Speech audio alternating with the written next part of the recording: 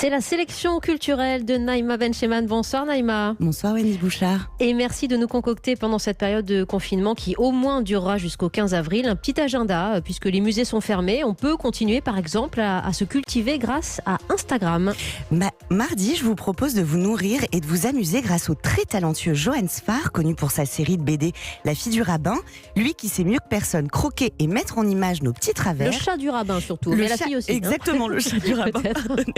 Je ne sais pas où vous avez trouvé la fille, mais peut-être. Oui. Lui qui sait donc mieux que personne croquer et mettre en image nos petits travers propose depuis le début du confinement sur Instagram de suivre au jour le jour les aventures d'Aspirine, ça vient peut-être de là d'ailleurs, sa nouvelle héroïne qui, ça vous rappellera sans doute ce que l'on vit, panique à l'idée d'être confinée avec sa sœur, d'autant qu'en étant enfermées, elles ne peuvent plus croquer les humains infectés.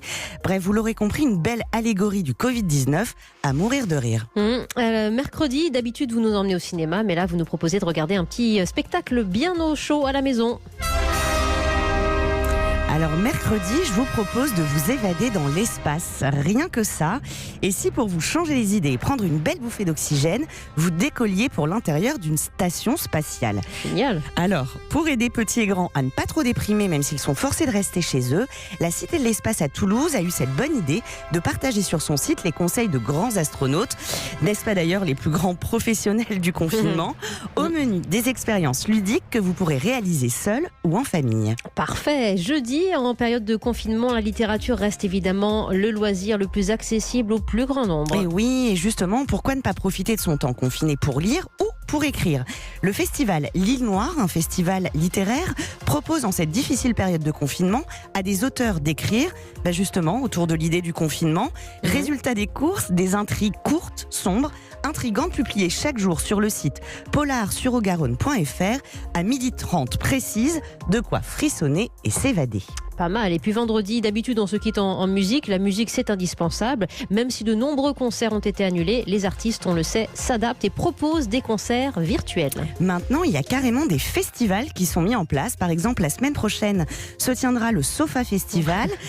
Un festival qui porte décidément bien son nom, vous me direz, puisqu'il est à savourer en direct et de manière interactive depuis son sofa, bien sûr. Alors à tous les férus de musique, au programme et en live, Alain Souchon par exemple. Ou encore la délicieuse et torturée Camille. Lève-toi, c'est décidé, laisse-moi te remplacer, je vais prendre ta douleur. Le Sofa Festival, l'une des sélections de ce dimanche par Naïma Bencheman. On retrouve tout en podcast sur europe1.fr, cet agenda du confinement. Merci chère Naïma, vous qui êtes dans les studios Sen7 à Paris et qui réalisez aussi la programmation de ce grand journal. Merci Wendy. Merci Naïma.